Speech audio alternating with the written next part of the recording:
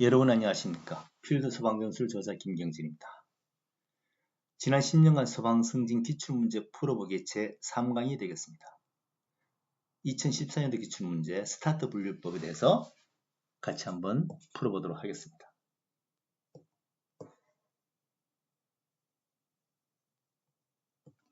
자, 다음 중 스타트 분류법을 이용해서 신속하게 분류를 해야 되는데 분류하는 도중에 환자 상태에 따라서 제공해야 되는 것이 뭐냐 물었습니다.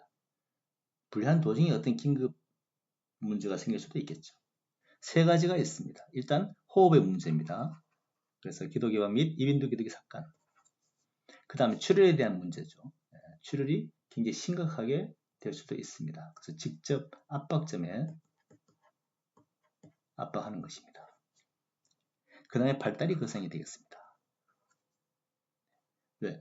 다리에 출혈이 있다고 생각했을 때는 우리가 이렇게 다리를 이렇게 높여줘야 되겠죠. 이렇게 해서 지혈을 해야 됩니다.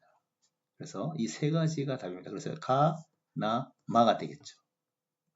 자, 답은 4번인데요. 그럼 자, 여기서 우리가 이것만 가지고 공부를 할 것이냐? 그건 아니죠. 다른 문제가 나올 수 있는, 다른 유형으로 나올 수 있는 문제를 우리가 생각해 봐야 됩니다. 한 세 가지 정도 문제가 여기서 만들 수가 있어요. 일단 스타트 분류법에 대해서 첫째, 대량 환자에 대한 문제잖아요. 이것은 대량 환자 발생에 대한 문제. 자, 그럼 그럴 수 있는 사람은 다른 쪽에 분류를 시키는 겁니다. 분리를 시키는 거죠. 실내 체육관 같은데. 체육관 같은데 분리를 시키는 겁니다. 그럴 수 있는 사람은 그쪽으로 가라. 왜냐면 그럴 수 있다는 얘기는 큰 문제가 없다는 거잖아요. 그럼 남아있는 환자에 대해서 하는 것인데 세 가지가 있습니다. 의식, 호흡, 맥박. RPM이죠. Respiration, Pulse, Mental Status. 세 가지를 가지고 우리가 분류를 하는 것입니다. RPM이 뭐냐 이렇게 질문이 나올 수도 있어요. 한 문제. 자, 그 다음에 남아있는 환자에 대해서 이 세 가지를 하는데 그럼 긴급과 응급을 구분할 수가 있어야 돼요. 지연은 문제가 안 됩니다. 무맥이기 때문에 이거는 문제가 되지 않습니다. 긴급과 응급 환자를 분류할 수가 있어야 되는데 자, 세 가지를 한다고 했으니까 그 중에서 의식이 장애가 있느냐 없느냐. 장애가 있다 하면은 긴급이에요. 호흡수가 30회 초과하면은 긴급이에요. 호흡수가 10에서 20회잖아요. 30회 이상이면은 초과하면은 긴급이에요. 자, 우리가 말초 맥박 촉진 2초를 튕겨서 2초잖아요.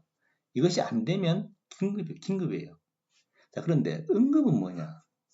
의식이 있습니다. 의식이 없으면 긴급이지만 의식이 있어요. 호흡수도 30회 초가 아니고 이하예요. 그렇죠. 말초 맥박 촉진이 가능합니다. 이것은 응급이라는 얘기예요. 구분할 수가 있어야 됩니다. 자, 그럼 두 번째 문제를 만들 수가 있습니다.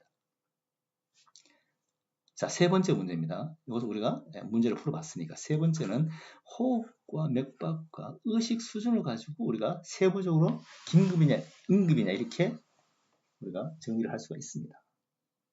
자, 호흡 먼저. 호흡이 없는 환자가 기동 개방해서 호흡이 돌아온다면 긴급입니다. 그래도 없으면 지연이죠. 그건 뭐 방법이 없는 겁니다. 자, 그런데 그 중에서 호흡수가 분당 30배 이상이면 긴급이고요. 30배 이하면 응급이라고 위에서 제가 설명을 했습니다. 설명한 내용입니다. 그럼 맥박을 확인했을 때 뭐냐? 무의식 무맥이면 3무 이것은 뭡니까? 이거는 지연입니다. 사망했다고 볼 수 있는 거죠. 자, 그런데 호흡이 없고 맥박이 있을 수가 있습니다. 마지막 단계에서. 호흡이 없지만 맥박은 띄워줄 수 있어요. 그것은 긴급이고요. 호흡 맥박이 다 있다고 하면은 뭐 그냥 넘어가는 거죠. 문제가 없는 겁니다. 의식 수준을 보겠습니다. 의식이 명료하면은 응급이고요. 의식 장애가 있다면 긴급입니다. 이것은 여기서 설명을 했습니다. 그죠? 자, 요 세 가지를 우리가 구분할 수가 있어야 됩니다. 자, 그러면 지정된 장소에 모인 환자로 해서 다 정상으로 볼 수는 없습니다. 그래서 그 중에서도 의식장애라든지 출혈이라든지 쇼크 후의 정구 현상, 쇼크 후 전에 일어날 수 있는 여러 가지 증상들, 그 다음에 환자 그런 사람도 있을 수 있는데 그래서 스타트 분류법에서 자, 지정된 장소에 이동해서 걸어갈 수 있었고 또 정상이냐 그 중에서도 우리가 호흡 몇 박 의식 수준으로 자, RPM으로 다시 한번 재분류해야 된다고 얘기하고 있는 것입니다.